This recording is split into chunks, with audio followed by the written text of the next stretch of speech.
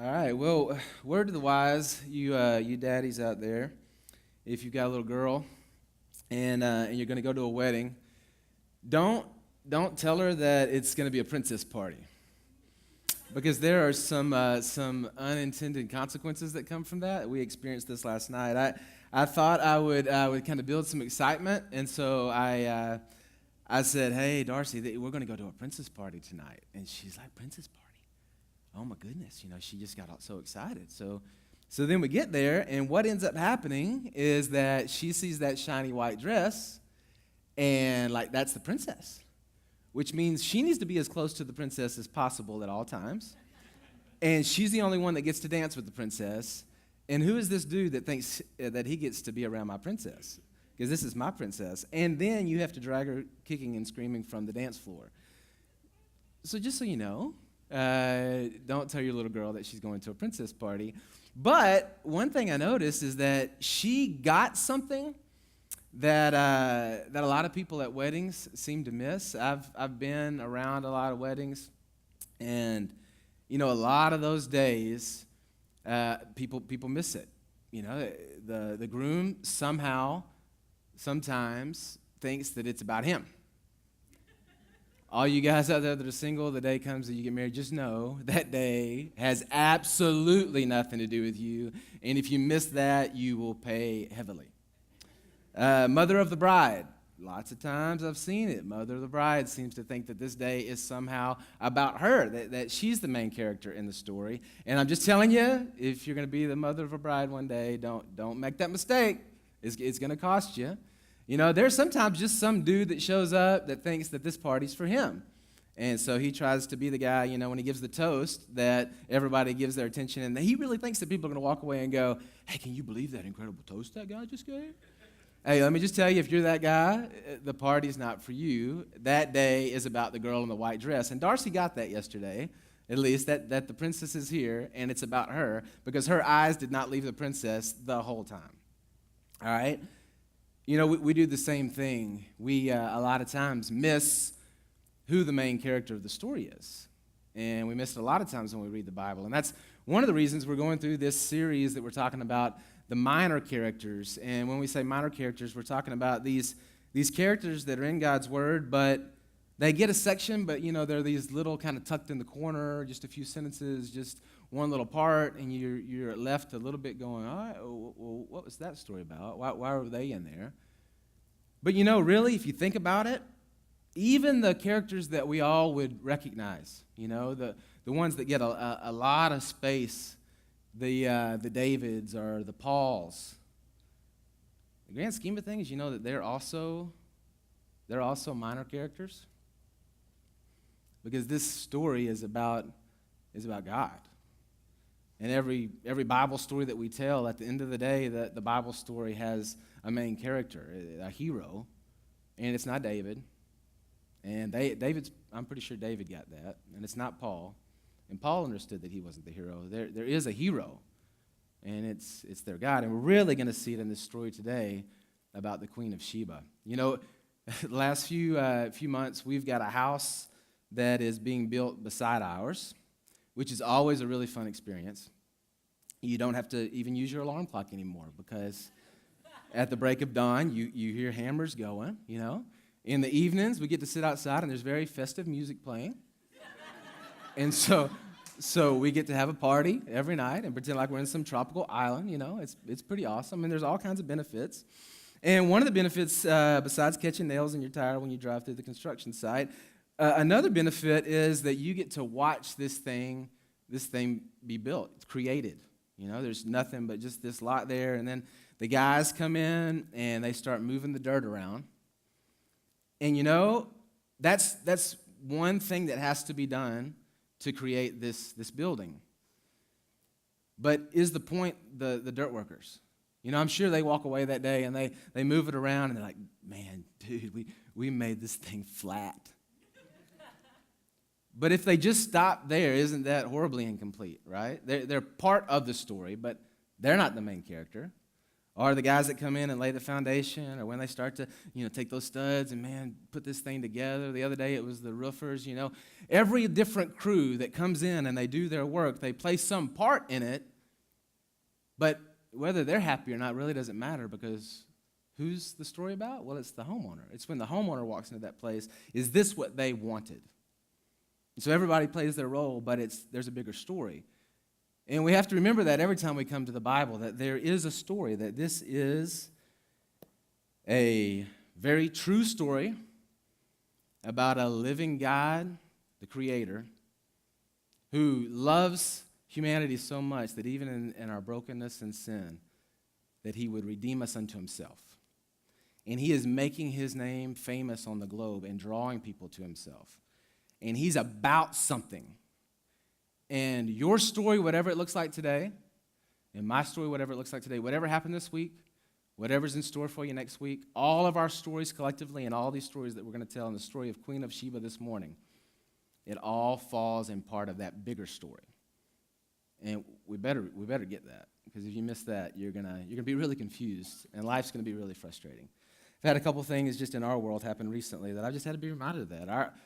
This is God's story, and I'm privileged to get to be a part of it and to watch what he's going to do in his story.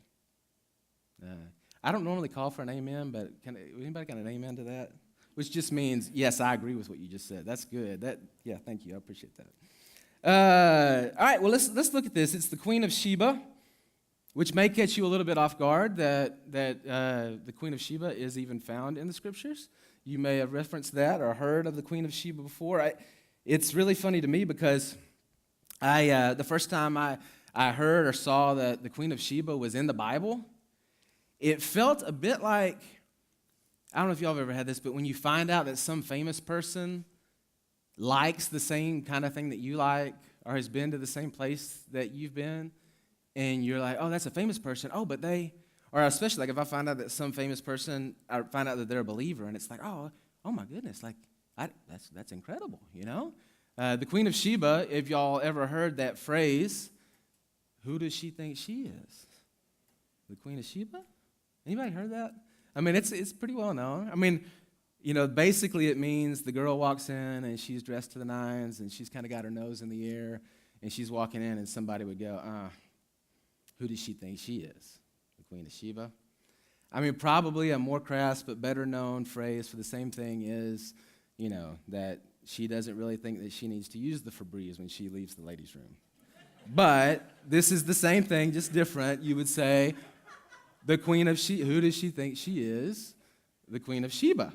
And so I'd heard that, and I was familiar with that. And then when I said, oh my goodness, the Queen of Sheba was actually a person who's found in the Bible. Kind of felt like, when I found out that Johnny Cash, who I already loved, was from Arkansas. Oh man, hey, we got something in common. So the Queen of Sheba, but, that's the phrase that we use for her. But when we finish today, I don't know that that's really the thing that Queen of Sheba should teach us, or the thing that we should reference her to is the woman with her nose in the air, because I don't see a woman with her nose in the air in this story. See what you think. We're going to read it together. It's 1 Kings chapter 10. And it's really interesting because this almost verbatim, this same story is in 2 Chronicles chapter 9. So 2 times. We're also going to look at a time that it's referenced in the Gospels in Matthew, and it's referenced the same story as told in Luke. So this Sheba, she's pretty important for us to understand. And here we go, chapter 10, beginning in verse 1. Now when the Queen of Sheba heard of the fame of Solomon concerning the name of the Lord, she came to test him with hard questions. She came to Jerusalem with a very great retinue, which is a new word to me, but basically it means an entourage, with camels bearing spices and very much gold and precious stones. When she came to Solomon, she told him all that was on her mind. And Solomon answered all of her questions. There was nothing hidden from the king that he could not explain to her. And when the Queen of Sheba had seen all the wisdom of Solomon, the house that he had built, the food on his table, the seating of his officials, and the attendance of his servants, their clothing, his cupbearers, and his burnt offerings that he offered in the house of the Lord, there was no more breath in her. Isn't that an interesting phrase? She was breathless. And she said to the king, "The report was true that I heard in my own land of your words and of your wisdom. But I did not believe the reports until I came, and my own eyes have seen it. And behold, the half was not told to me. Your wisdom and prosperity surpass the report that I heard. Happy are your men, happy are your servants who continually stand before you and hear your wisdom. Blessed is the Lord your God, who has delighted in you and set you on the throne of Israel. Because the Lord loved Israel forever, he has made you king, that you may execute justice and righteousness." Then she gave the king 120 talents of gold and a very great quantity of spices and precious stones. Never again came such an abundance of spices as that the queen of Sheba gave to King Solomon. Moreover, the fleet of Hiram, which brought gold from Ophir, brought from Ophir a very great amount of omug wood and precious stones. And the king made of this omug wood supports for the house of the Lord and for the king's house, also lyres and harps and singers. So such omug wood has come or been, no such omug wood has come or been seen to this day. And King Solomon gave the queen of Sheba all that she desired, whatever she asked, besides what was given to her by the bounty of King Solomon. So she turned and went back to her own land with her servants. This queen of Sheba, a lot of different places have claimed her and their traditions, but it looks like most people agree Ethiopia, Ethiopia, Yemen, Eritrea, that area. In fact, I've got Google Maps here so we can kind of get an idea where this is, there at the base of the Red Sea, and what it would mean for this queen and her entourage to make the journey to Jerusalem. I mean, if we walked it today, what Google Maps says it would take us near 35 days. Now, that's just us walking. It says that she had all these camels carrying more spices. I mean, it says very much, very much, very much. But with the number it gives us of gold is 120 talents. Now, each talent of gold is 75 pounds. So you can imagine how much that weighs. In today's currency, each one of those talents would be worth over $1 million. So we're talking about, over $120 million worth of this gold, not to mention the spices and precious stones and other things. And this huge entourage that she has, and she makes this really, really big journey all the way to Jerusalem. Now, why would she do that? What would cause a queen to do something like that? Did she go to Solomon to try to make some treaty, some trade deal? Was she trying to get him to come alongside her against some foe that they both wanted to take? No. Something else was driving her. And it's really two big things. She had a real deal curiosity, and she had some specific questions. You look at her curiosity, it says here that she had heard of the fame of Solomon. And it's interesting the way it says this. She had heard of the fame of Solomon concerning the name of the Lord. So she had heard of the fame of Solomon, but really this fame of Solomon was due to his God. And so, like we were talking about before, Solomon is the minor character, and here God is the character who God has given Solomon this wisdom and blessed him greatly. And the fame of this blessing had covered the globe, and it had reached this empire of Sheba, and she heard about it. And she was responding. This is what God does. He blesses and protects and surrounds his people and everyone looking on. It says what happened to her when she saw that it was true. It says that she was breathless. She was awestruck. Her jaw hit the ground when she saw it. And she goes on to say a little bit later that the half of it had not been told to her. So here she is. She's in Sheba. She gets news of this incredible kingdom. And the stories she tells are so amazing that she gets so curious that she takes her entourage and takes the time to make this long, hard journey all the way to see it with her own eyes. She gets there and the breath is out of her because it's not even, what she was told is not even half as much as what it really is. She is absolutely astounded. It also says if you watch her transition, she comes at the fame of this Solomon and what's happened in his kingdom. But then in verse 9 it says, verse 8, happy are your men, happy are your servants who continually stand before you and hear your wisdom. Blessed be the Lord your God, who has delighted in you and set you on the throne of Israel. Blessed, which is something that's it's not normally a term that I would use if I used it for praise, but when it says blessed be the Lord your God, she's saying praise be to the Lord your God. So here's this queen from another part of the globe. She's made this long journey.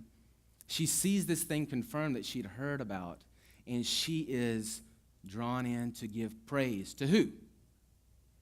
She didn't fall on her knees before Solomon. She gave him a lot of gifts, but she didn't begin to worship Solomon. That's not the way the story goes. She sees the fame, and she recognizes that what's happening here is not normal. And it's not that this guy is incredible. It's that his God is incredible. It's miraculous, and she praises God. So she's drawn in by her curiosity. And what she finds is that this thing is true. You know, I don't know if you've seen this happen. I've seen it happen a few different times in a few different ways. I heard a guy speaking one time. This is just one of the best pictures. He and his family had moved to this small village in this place where nobody really had ever heard the name of Jesus. And they start trying to share about Jesus with people. And nobody really wants to hear it. And nobody's really sure what to do with this family that looks really different in their community. And so everybody's kind of shunning them and treating them really badly. And weeks and months go by, and they're really frustrated because they just feel like nothing is happening and nobody cares. And then an earthquake hits that area. And it's pretty bad, but their house is still standing. And they wake up the next morning, and he hears a knock at the door. And he goes and he opens the door, and there's a person there with a pail in their hand.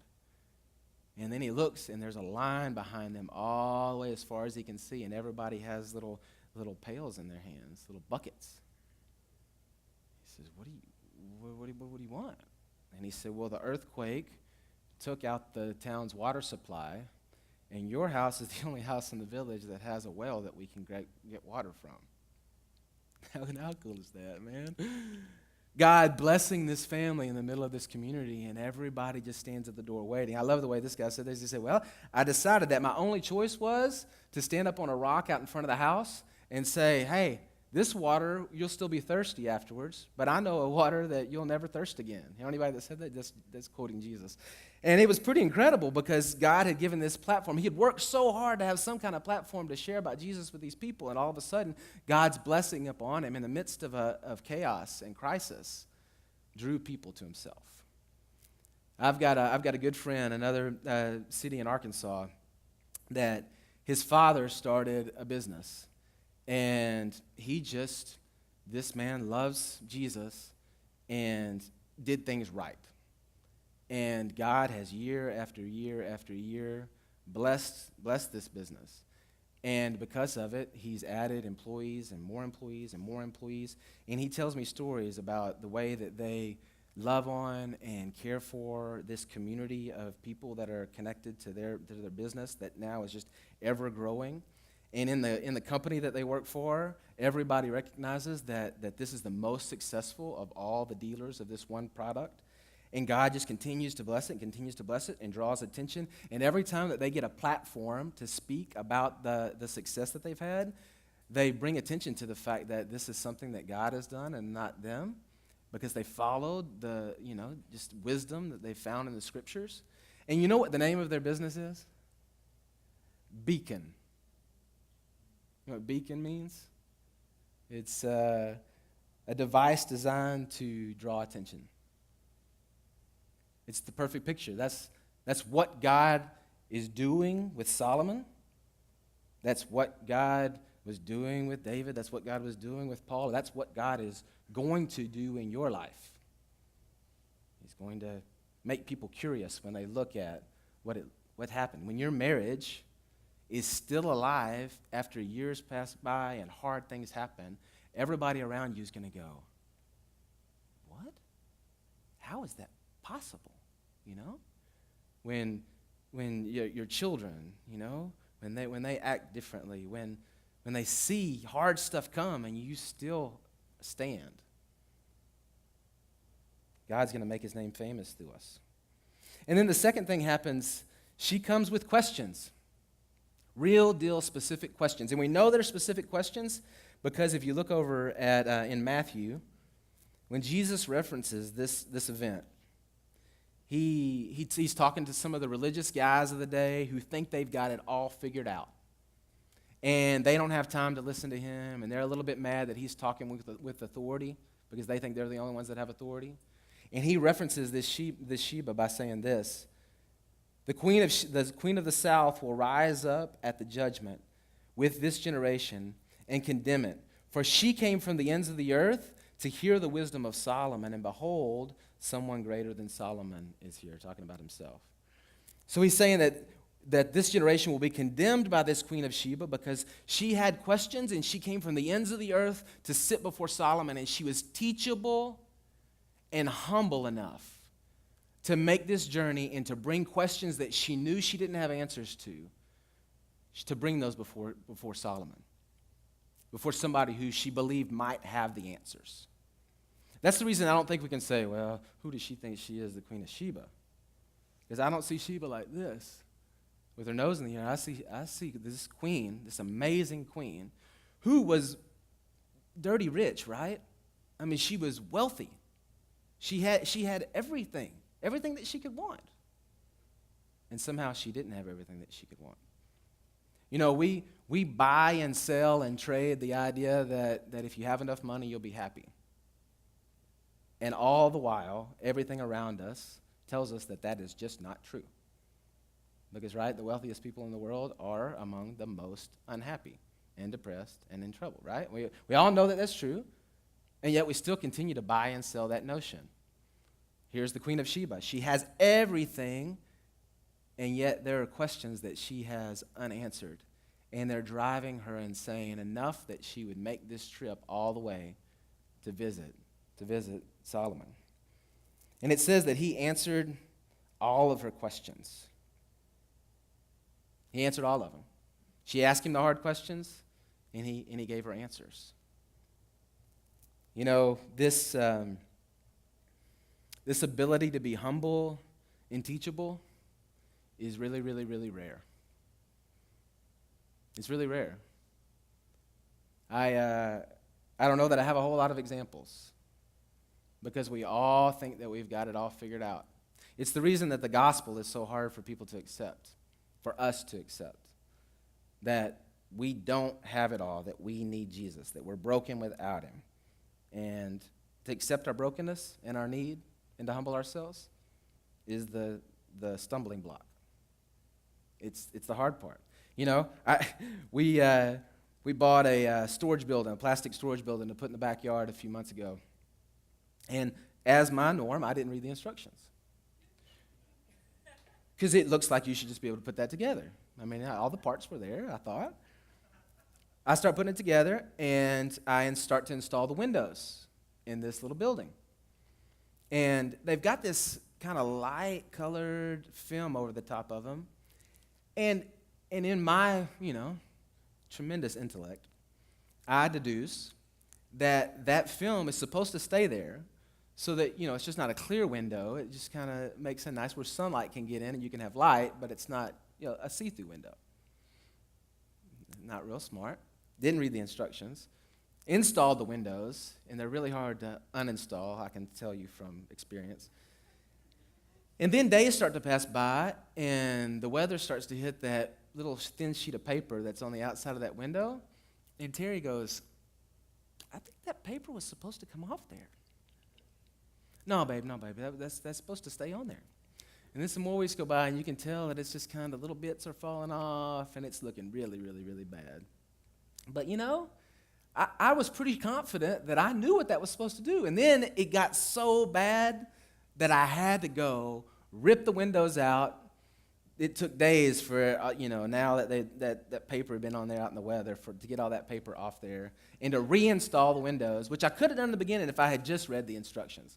There's another, I've got tons of these stories. There's another time that we had a garbage disposal that wasn't working, and I spent hours underneath it, like trying to figure out how to get out of there, whatever was causing the trouble. And then after hours and so much frustration, I YouTubed it, and guess what? You take a normal screwdriver, and there's a little place around the bottom of it, and you just turn it. Seriously, it took me, not even a minute once I YouTubed it, Being teachable is not something that's really high on our list. Maybe it's just me. Maybe I'm just testimony. But I would say that that's probably true for a lot of us.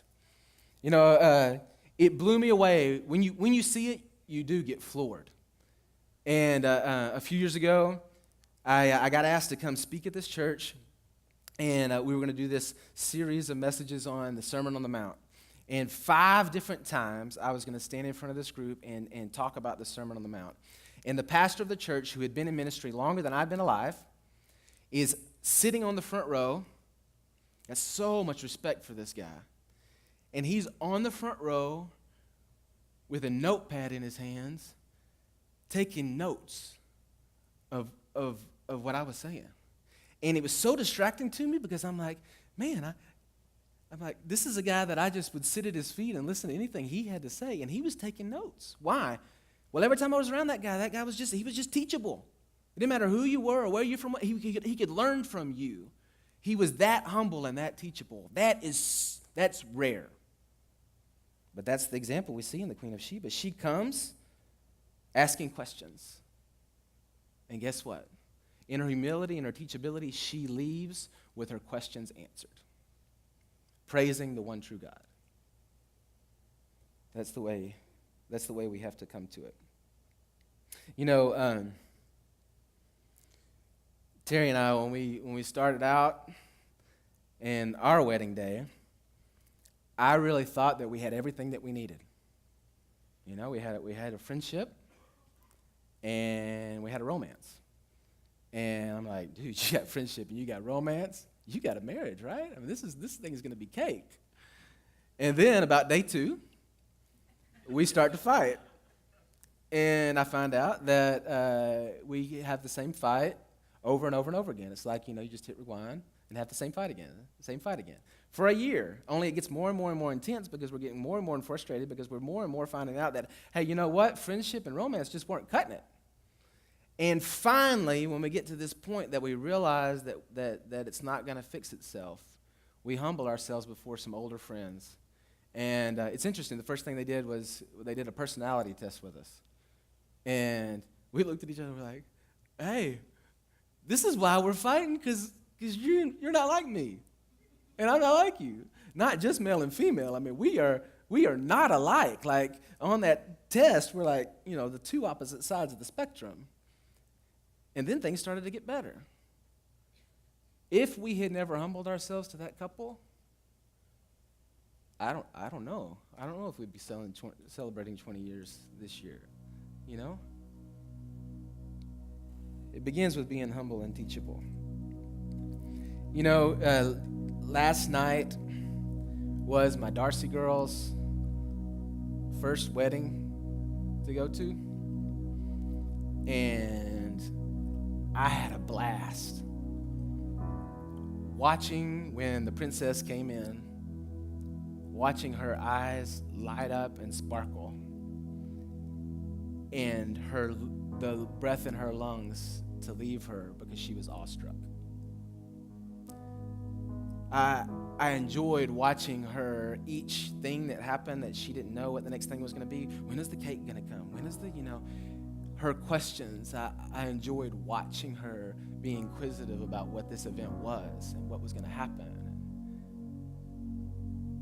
I enjoyed watching her. Now, for me, I've been to a lot of weddings, and so I'm a little bit cynical, right? Man, I hope it gets done quick. And I hope they have chocolate strawberries because you got to have that at a wedding. I mean, there's a few things that you just like, all right, we've done this before. Yeah. Kiss the bride, let's go on. But it wasn't like that for her. You know, we should be like this child. Not the person who's lived long enough to be cynical and not to appreciate the awestruck wonder of our God and his creation, in his presence with us, in his provision. We let him provide for us and don't even pay attention. We watch him protect us and don't even take notice. We move on through life and don't stop in awe. And then we have our questions, but instead of humbling ourselves, we just assume that we're prideful enough that we're going to figure it out on our own. What if we were like the Queen of Sheba? How different would things be? Let me pray that we would be. Father, I